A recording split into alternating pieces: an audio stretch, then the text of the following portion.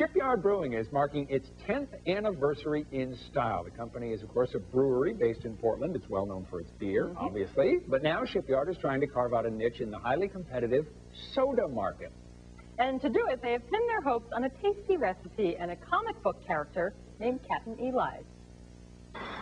Making beer is one thing, but how did Shipyard owner Fred Forsley come up with the idea to make root beer? Well, my dad loved root beer, and when we had the restaurant, we started Federal Jack's. My dad had passed away, and my mom said, you ought to make a homemade root beer here, like the old-fashioned root beer, and we came up with Capt'n Eli's in Kennebunkport.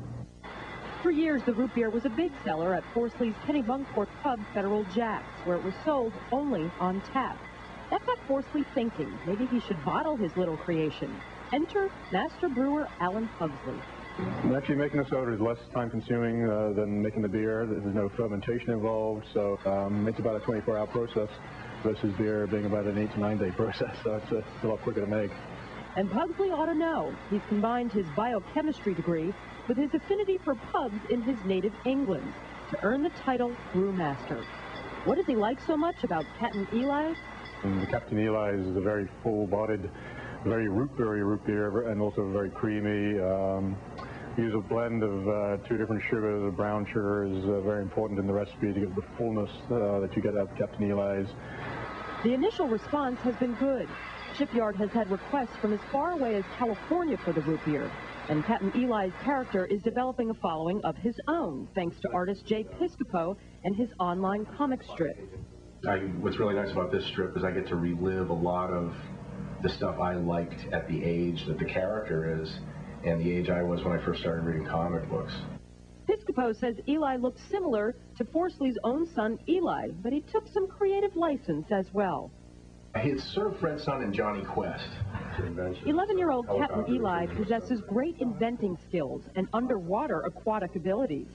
Those qualities take him and his trusty sidekick, the wisecracking Jolly Roger, to faraway lands.